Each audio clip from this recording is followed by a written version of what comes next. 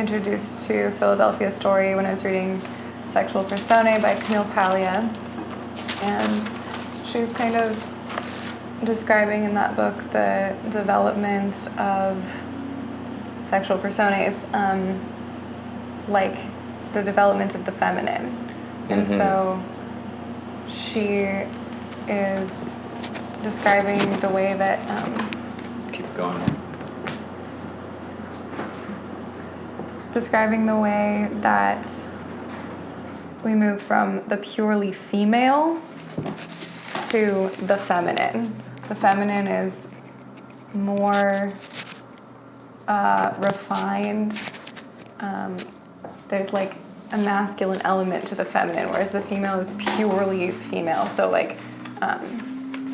so just the experience unarticulated, unthought about is the female?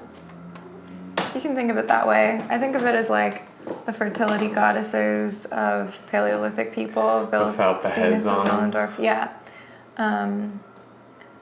So that's like, yeah, worshipping fertility itself. It's extremely raw. It's animalistic. And then the feminine comes when there's like this like image of woman that starts to look more refined. The cover of her book has like, she looks like long lines, like smooth planes of her face, like really angular and rigid. Yeah. And that's actually pretty similar to how Katharine Hepburn looks in this movie. For sure. And so Camille Paglia describes Katharine Hepburn's performance as like she appears as the goddess Diana, because Diana is a chaste goddess of the hunt. So she's like both kind of beastly in that she's leading the warriors through the forest on their hunts. So she's like running at the head of the pack, doing the kind of wild thing of shooting and hunting, but she's virginal. And when I read that in that book, I was really obsessed with Diana at the time because of the tale of Diana and Actaeon. Yeah. And so that story is about the hunter Actaeon kind of wandering through the forest after the hunt and seeing the goddess Diana bathing after the hunt, and he sees her at her bath, and that's taboo. And so he crosses a line there, and because she's a virgin goddess, like he has to be punished for that. So she turns him into a deer, and so he's turned into his own like victim, and he's killed by his own hunting dogs. And Diana says to him, "Tell them that you have seen me naked. Tell them if you can." And then the next thing that happens is he turns into a deer. And I like was so obsessed with that because it was like the antithesis of vulnerability. She's like, you're inflicted by seeing me. Yeah. In my vulnerable state. Yeah.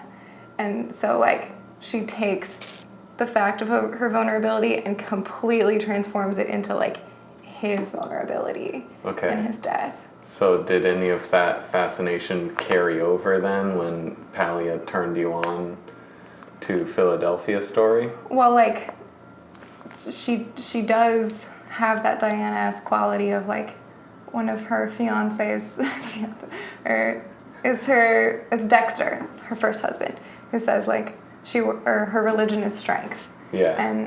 And she refuses vulnerability. And so it was really, I think, just interesting for me to see, like, I've been really obsessed with the classical Greek and Roman mythology, and seeing it kind of appear in Hollywood in that way was interesting. I'm not sure it does appear in Hollywood, though. Like, Paglia makes it so. But the action, of all the characters in the movie is to belittle her Diana-ness and act like it's something wrong with her. Yeah, so like but her Diana goddessness is also in the fact that she made the movie happen too. There's a real historic person of Katharine Hepburn. There's a meta goddess happening where Katharine Hepburn is the reason the play happened and the reason the movie happened. Yeah. Yeah, that's making me think there's this reading of, it's one analysis of the myth of Diana and Actaeon, which is that like Diana actually wants to be seen because she's a virgin goddess. She So I think this sounds like the interpretation that the movie lends itself to the most. Totally. Yeah. She wants to be loved, not worshipped. Yeah, totally. So she like creates that reality, but then rejects it. Whereas in this film, she kind of lets love turn her human or something. In a depending on how we want to think of the word human. Yeah, it's not a feeling of anything really being accomplished at the end of this film. It's a great time. It is a great time. And that's an end in and of itself. But it's not a mythic time.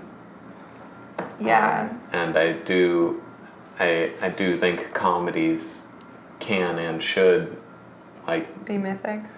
Yeah, being a comedy shouldn't be a cop-out of like, well, it doesn't have to mean anything because it's a comedy.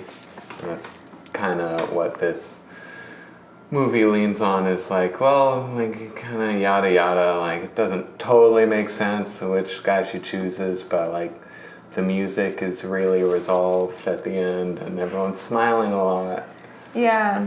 And you're just happy to not be feeling the tension anymore of who she's gonna pick. Totally. I think so much of the characters of the men is it's just kind of it's true about her too. Like we understand them just by how they're described by the other characters. Right. It's not without really seeing them. Yeah. Everyone dumps on her fiance, Kittredge. Yeah, everyone hates Kittredge. But no one can like. Everyone says why they hate him, but it's when he's on screen, he's just like, why are you guys ragging on me? Yeah, he kind of seems like the most great. Like he's the only one that doesn't hate her goddessness. You know, he like just loves that and wants her to be that.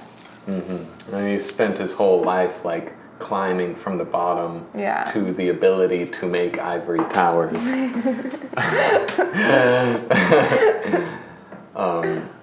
And it's like and it's then she just it's a tribute. The ivory tower, It's like a tribute to himself that he's like climbed so far that now he can like build structures fit for goddesses. Right.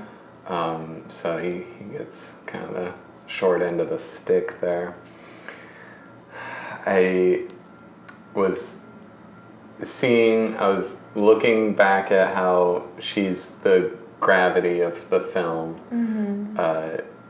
Every scene, if it doesn't have her in the scene, you're waiting That's so true. for her to That's be so back true. in the scene. Yeah, except for Dinah. Dinah is captivating. Her little sister, yes, she's amazing. Yeah. Pretty much everyone except the guy she marries at the end is really amazing on screen. Well, so the writer character, Macaulay Connor, is amazing. I love him, and when he's like in his drunken rampage, I love him. He does good. And then Kittredge is like very much the image of American industrialist or something. Like it's kind of what you'd expect. He's not like wonderful, but it's clear who he is. And then the person she marries, Dexter, I'm like, I'm never in touch with him. Who is he? Yeah, he's not a dramatic center of the performance. Yeah, he's just like almost doing like a Prospero thing of like creating the situation. That's true. Yeah, like Him and the editor of the magazine, Kid, are together, the Prospero thing going on. But then he's really Prospero because he even takes down Kid. That's true. Yeah.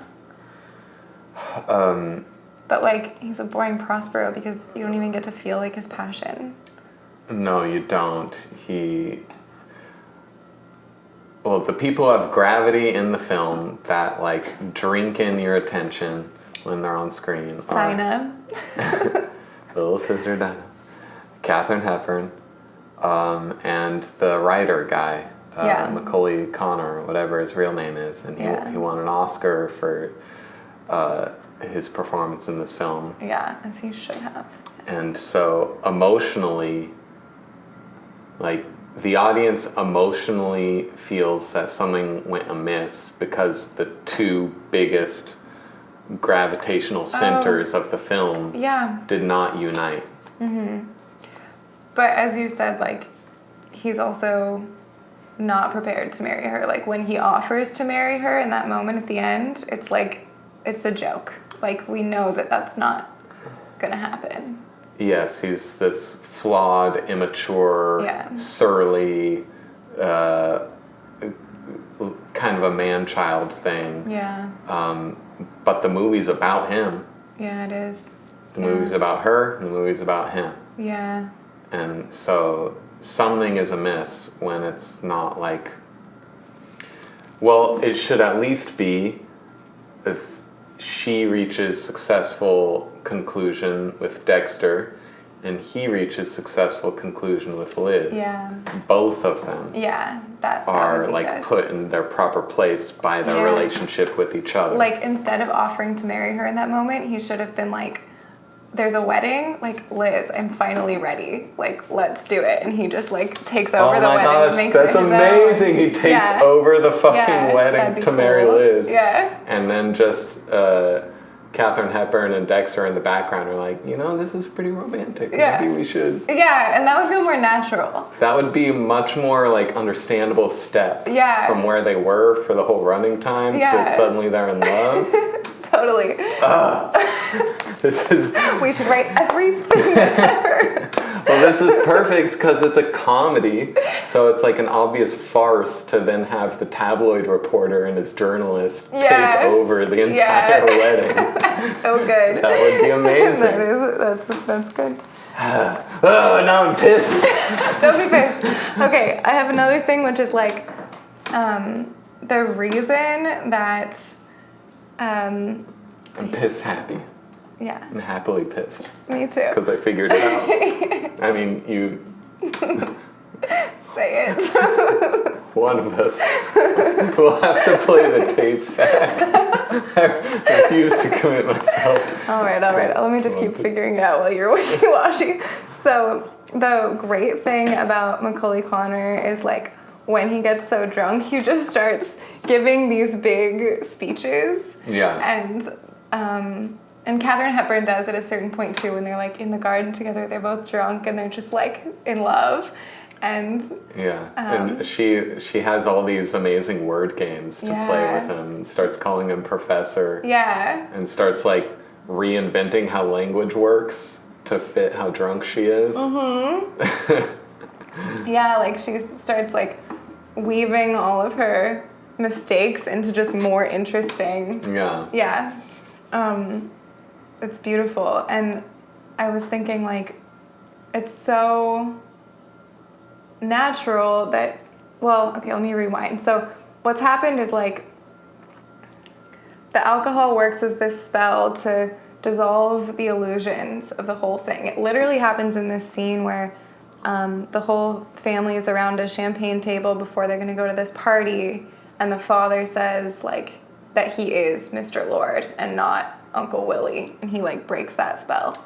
Oh, okay, yeah. And then more drinking keeps happening and more illusions kind of begin to dissolve. Like the first gimmick of the movie that all the people of the household are putting on a show for the tabloid reporters. Yeah.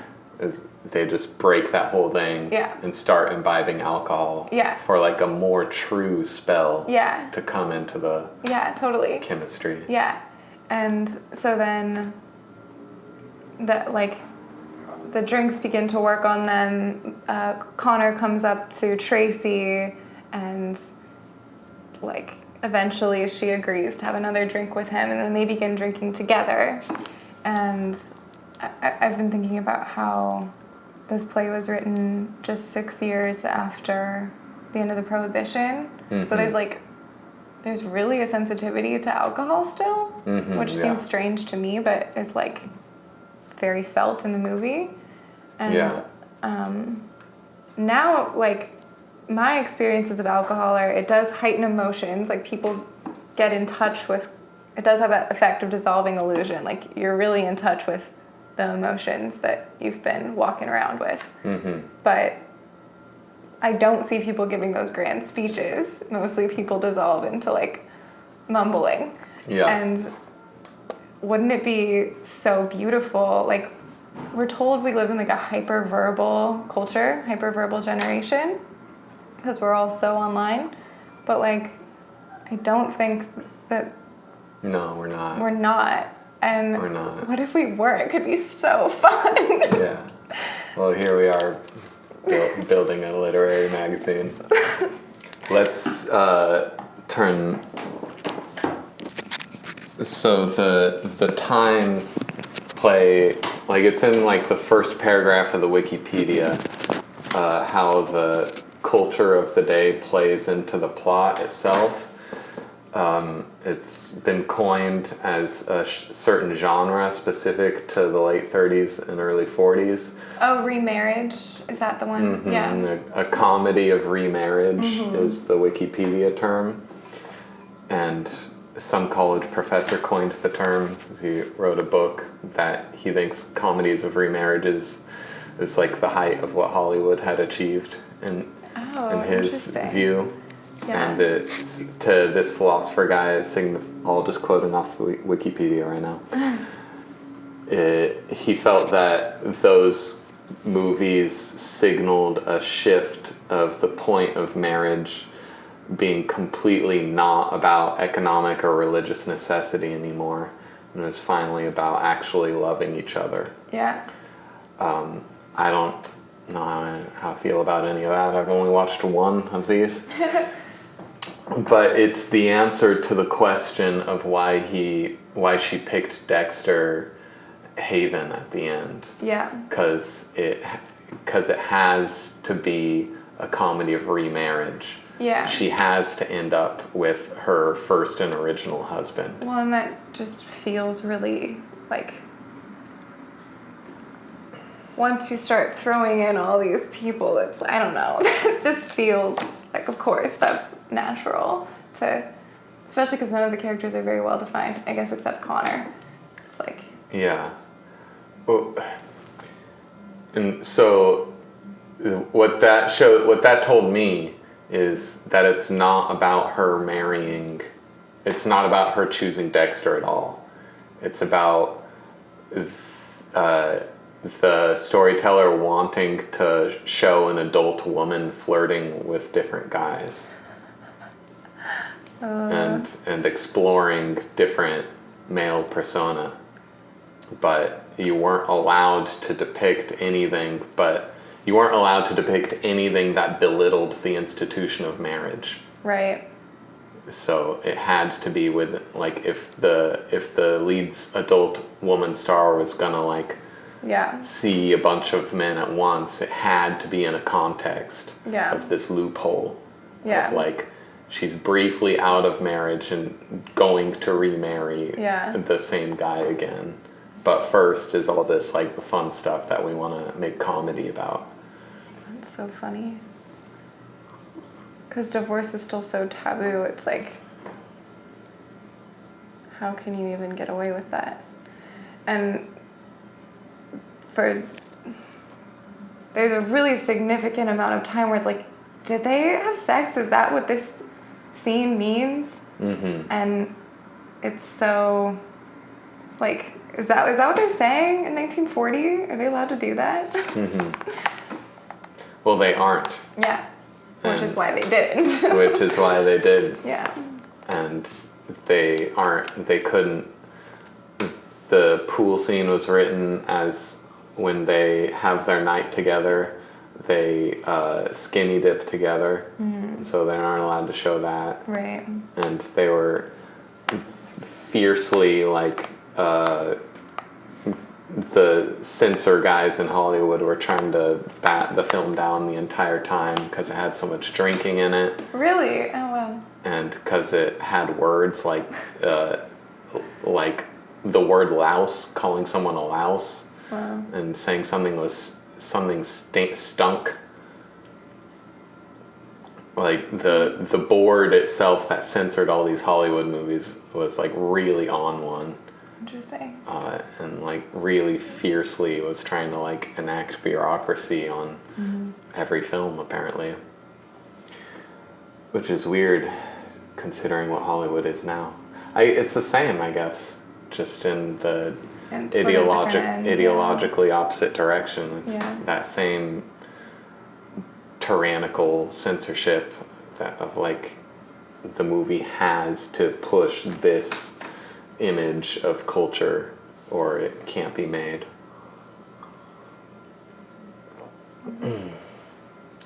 But that's not interesting. What's more interesting is well, this is just a really good film, and it was the dialogue was amazing, and everyone's just wearing amazing outfits and in really great rooms together, and you just wish you could live in a time like that.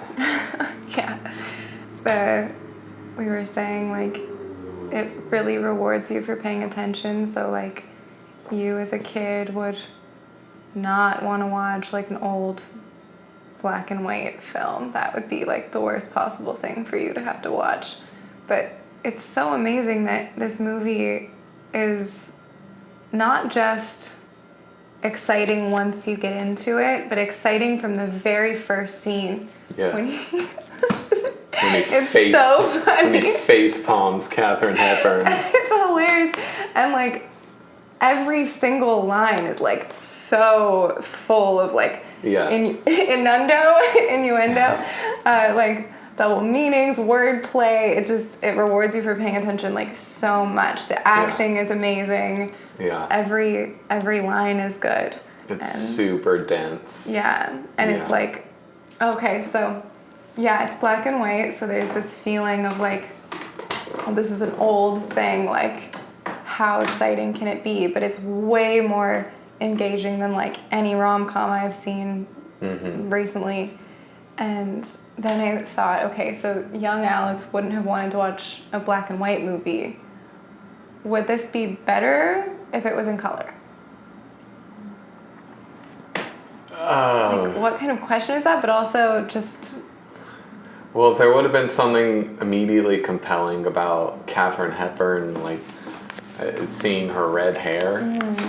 That's like strange. Yeah. Like, I remember I Love Lucy was always on when I was growing up, and like it could. Oh yeah, you're meant to know that Lucy has red hair, but you don't get to see it. Yeah, try as I might, I could never like get it in my head that Lucille Ball was a redhead. Yeah, totally. That was just this alien thing to me. Yeah. So it would have been cool to see her form in full color. Yeah, totally. I think would have been pretty striking. I don't know what kind of lady Tiny Alex was into, if it would have been Katharine Hepburn or not. I guess I just wonder, like... I definitely loved Liz, obviously, the photographer. That was obvious. I think I'm wondering, like, maybe because it's black and white, they're able to do things that would be harder to do if it was in color. Like, for example, the rooms are so rich with objects that's true. and shapes, like does the black and white actually help, or would it be more exciting if it was in color? Right. Well, you see filmmakers make that leap. Like Darren Aronofsky's first film was Pi, purposely made it in black and white. Oh, yeah. Because he knew he wasn't a filmmaker yet. Yeah. He wasn't even gonna fuck with color. Yeah, Until totally. he had like made a film first. Yeah. And then even after he made Requiem for a Dream, you could almost say he retreated away from color after that to make just a gold film. Oh, true. Because yeah. The Fountain is one color. Yeah. Just gold and the lack of gold. And Black Swan is like basically just black and white. That's just black and white too. That's true. Yeah. What was I? Okay, so color and black and white in this film. The men, I still wouldn't have liked it because the men have to be doing something I could understand and identify with as a kid. Like if there was some reason to show Kittredge coal mining, yeah, totally. then there could have been something there. Yeah, that would have been cool. Yeah, Dexter, if Dexter was like sailing or something, that would have been more endearing. I was thinking, I said this already, but so the film begins with Tracy kind of at her peak of like a goddessness, where she's like really won't accept her father's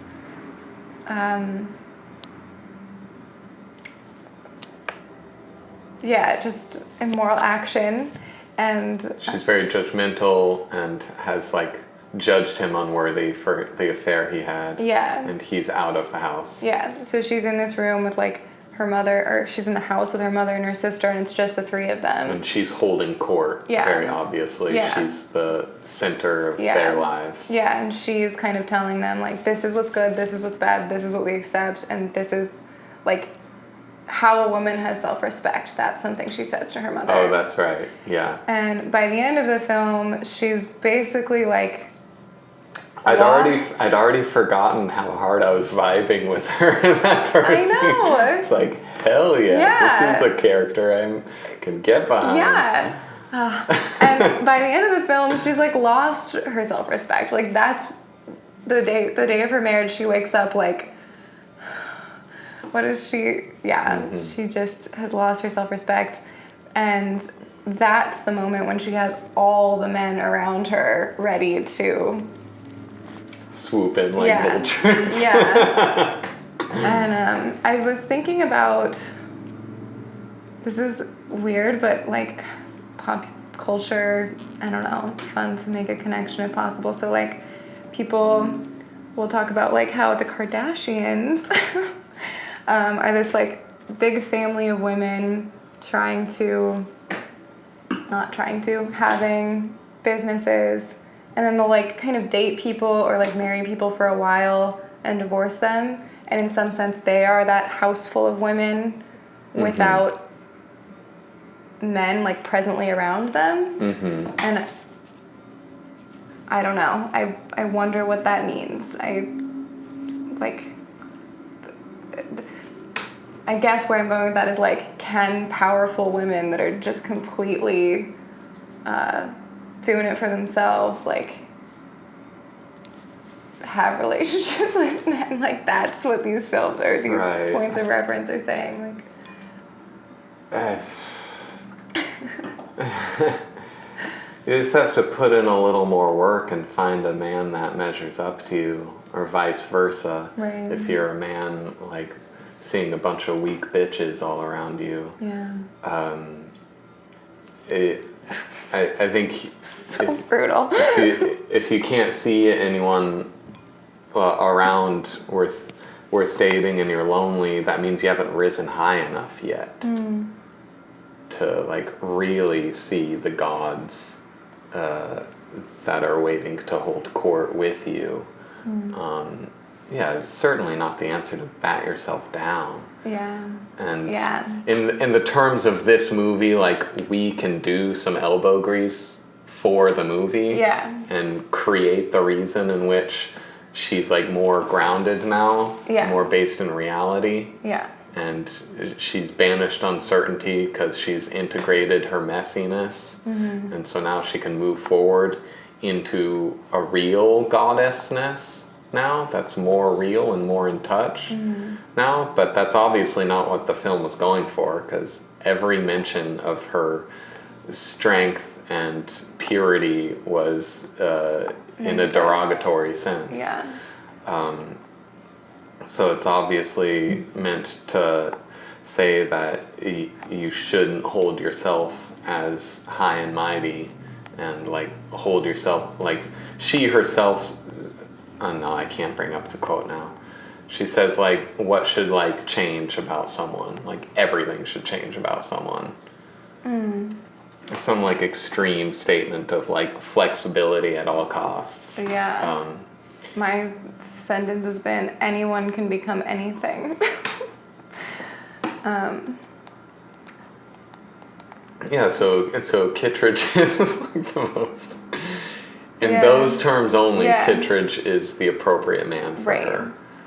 So In emotional terms, Connor. Yeah, so the thing about, like, the play was written by the friend of the journalist who had interviewed this actual real life socialite woman, and like he's like telling the story of his friend. So yeah, the play is really from Connor's perspective. He has this whirlwind romance with this girl one time and gets to feel for a moment like he's close to something huge. Yeah. And Yeah, so coming away from that point, that perspective is gonna feel so like what's the thing keeping me from like having, how did I like lose that experience, and then how did I not like net that woman, and then resentment would then inform that perspective of like, well, if she would just like be a little less high and mighty and get off her like high horse, she would see that how great I am, but she just like thinks morals and being pure and stuff is so important. right. So that's her character flaw, obviously. So this is now a play about like making her have flaws. Yeah. But I mean, yeah, it's still not like, we're gonna like keep going back and forth with this in the write-up too. It's just a really good movie. Yeah, amazing acting, so entertaining. Really well made. The dialogue was amazing. The outfits were amazing. Liz was amazing. The You loved Liz, and then you loved the painter in Vertigo. Vertigo, yeah. You love like these. Did I? Yeah. I don't remember Yeah, how I felt about that's so Vertigo funny. painter anymore. Yeah, you loved her. You were like, obviously he made the wrong choice. Well, it takes real fucking strength to play that role. Yeah, totally, and she did. Yeah, and to hold a vision of what you know is the right thing, but also know that you can't force your vision on anyone. You can only like hold it as an invitation for that person to walk through voluntarily, and it becomes like a spiritual path of like, how long can it be healthy for me as a person to hold this opportunity open? And well, Liz's outfits were just the coolest. She had the best hats, it's true. And she was never the star. She was never the point of any scene. And she didn't need but to she be, was completely fulfilled in her own self-respect. Like she knew what her weapons were and what her weaknesses were and what her armor was. And like her sense of self was complete and articulated, and despite not being the focus of any single scene she was in, she was one of the best. She was like one of the best parts of every scene she was in. That's cool. Yeah. I guess she had a lot of the best punchlines. Yeah, quippy. So I wonder if there's something there of like the guy who wrote the guy who like wrote the play in real life, or like told about it to his friend who then wrote the play. Like maybe the friend knew that like that real life Liz was like really cool or something. Yeah, and maybe like it was just necessary to have like a woman similar age to compare to Tracy, because it's so theatrical the way she's behaving. Like, is this just performance, or is she like really this big of a personality? And so you get to see. You're right, that's super effective to just show by contrast that like Liz is super restrained, very serious. She doesn't need and by Liz's presence in the room, you see that it's a Lord family thing, actually. Yeah, it's totally. All three of the ladies are completely out of their fucking mind. Exploding at all times. That's awesome. Yeah, peak of the film was Dinah getting her uncle into a fucking pony carriage when he's so hungover. Yeah, that was great. I loved Dinah. She like starts the film with like a yo-yo and trousers. She's total tomboy, and then to fool the journalist, she's got like ballerina shoes on and like this diamond thing, and she like comes into the room and starts speaking to them in French. She's like, "Oh, sorry, it's my first language." She's amazing. Little sisters are amazing. Little sister trope in film. There's Dinah in Philadelphia Story, and my other favorite is the little sister in Meet Me in St. Louis. And I would love to find more. Can't get enough of them. So 2 films with that in it is enough that you know it's a trope? Well, like, I looked it up once. It's a thing. It's like this useful, like, comedic relief thing of they kind of help say the things that the woman that's involved in this love drama won't say, you know? She's like the fool. She's the jester at the totally, court. Totally. Yeah. This movie, I feel like it's winding down now. I'm just like picking off all my little dribbles now. But one of my dribbles is how the ride of the whole movie was so amazing, and when the gimmicks were fully in place, and the whole family knew that the tabloid people were there in disguise, but the tabloid people didn't know that that their disguise was found out. Yeah. And so every development of that gimmick was like funnier and funnier and funnier. Father. Yes. Uncle Willie. Yes. But then it didn't. All that building excitement needs to like settle down into something meaningful in the conclusion. Yeah. So and it doesn't. So the way that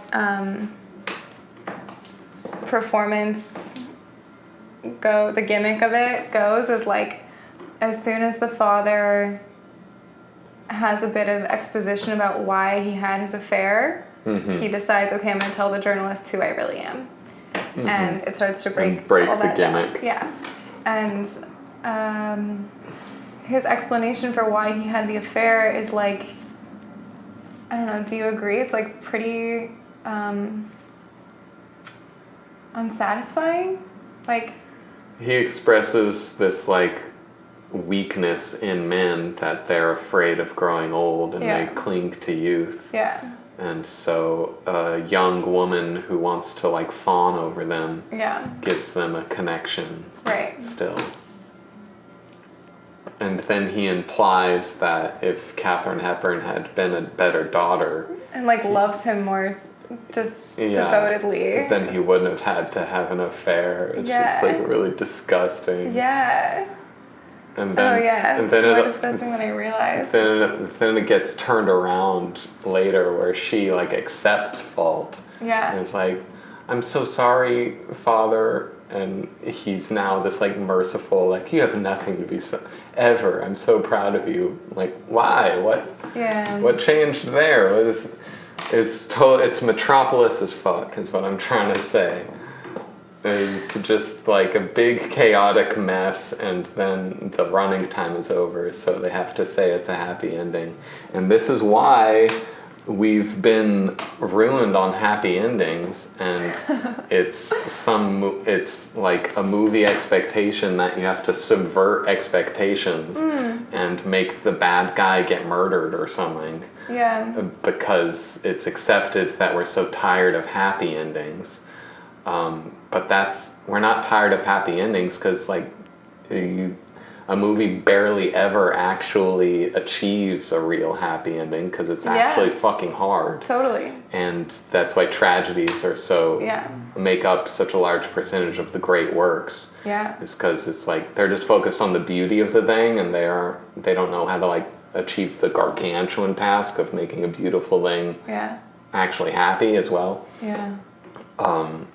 So we got all these fake happy endings, and so it convinced the populace that happy endings are a cliche and shallow. Yeah. And that's a bummer. It's a bummer. Well, I mean, I think of the Star Wars trilogy. That's one of the like few like legitimately happy endings that like hits the tragedy mark completely. And then goes down into it to reintegrate it with the universe and make a true happy ending.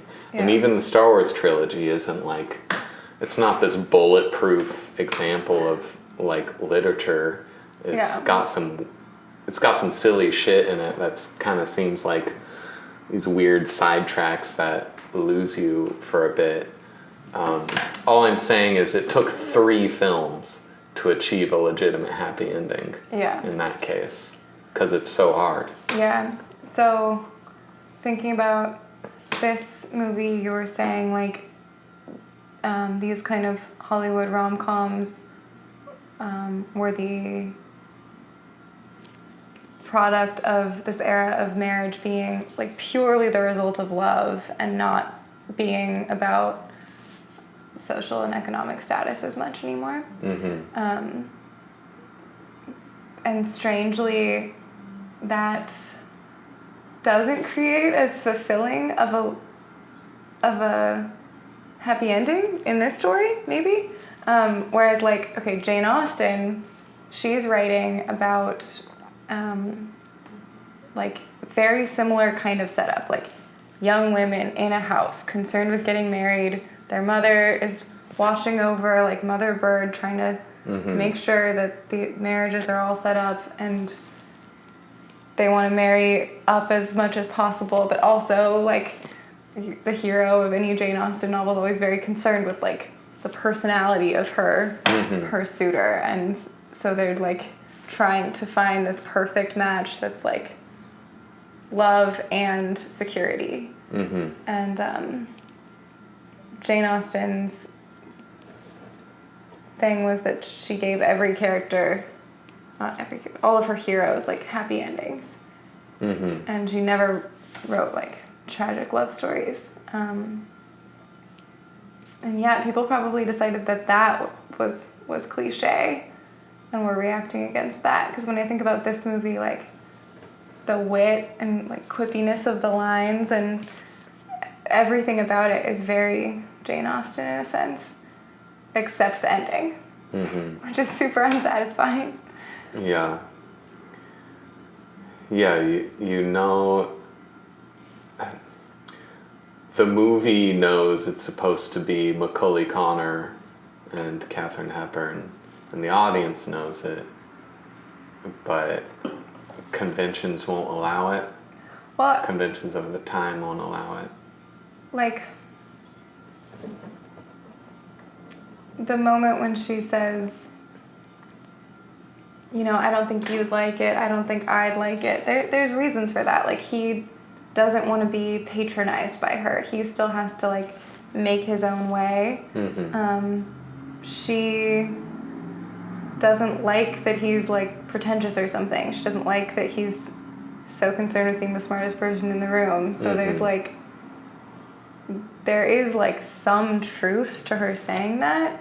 And maybe it gets to then be about, yeah, like I said, he marries Liz. Liz gets to become the star, and that's a transformation for her. And part of Tracy's arc is to, like, become a little more restrained in terms of, like, how much she needs to be the center of any moment. Yeah, it gets into definitions of what a good resolution of a film is supposed to be. Yeah. I guess it's different for every film, like, in the terms that the film itself sets, is it a successful resolution? But then most films don't bother to set clear terms by which you know if the film has it. You don't know what the film's trying to achieve in the first place, so you don't know at the end if it's been achieved or not. I do think in whatever the, like, archetypal definition of a successful film resolution is, I do think here the wedding getting taken over by Connor and Liz is the ticket. Because what is this? It's a comedy. Okay. The ending should make you laugh. Yeah. True. The fact that Dexter doesn't decide to give up his alcohol use, but instead she takes up alcohol use herself is pretty funny. They should have made a bigger deal of that. Oh, God. Well, it's still a great movie. Yeah. And this is Audrey Hepburn's mom? Is that a name? No. Yeah, it should be. Unrelated. It should be. I think Katharine Hepburn is, like, completely American. Audrey Hepburn grew up in Austria somewhere. Okay. She was tyrannized by the Nazis, and Oh, it's very romantic.